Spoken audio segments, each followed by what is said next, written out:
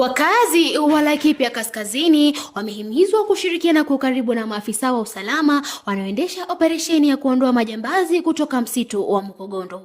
Wakazi wameombwa kutoa taarifa za kijasusi zitakazosaidia maafisa hao kuwakamata wahalifu na kuondoa silaha haramu zinazodaiwa kufichwa msituni humo.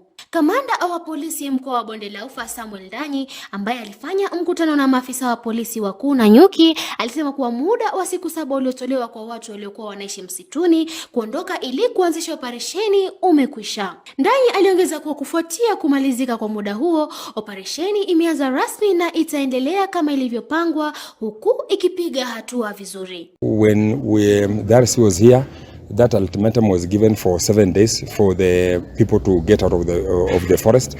It has since expired, and quite a number of peace-loving wananchi have come out of that forest. So up to now, we believe that whoever is still in the forest then is a criminal, and that's why we have actually actively activated the operation that is now ongoing. So we have not had any issue because actually the local chiefs sensitized their people, and as at 3-4 days ago we had reports that so many people had come out of that forest.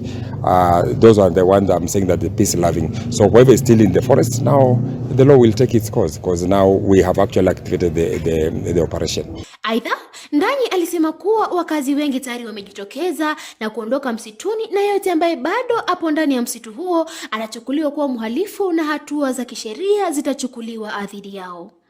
Alisisitiza umuhimu wa wakazi kushirikiana kwa kutoa taarifa mapema ili kusaidia operesheni na kuondoa silaha haramu pamoja na kudhibiti pombe haramu na dawa za kulevya.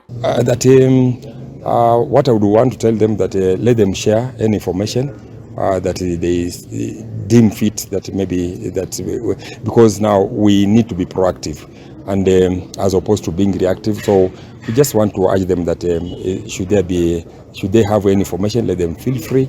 Our offices are open for them to give us information so that we can act based on the information that they are going to provide. We have had several successes, especially in the fight against illicit brew, courtesy of those information that we get from the members of the public. So we still want to urge them.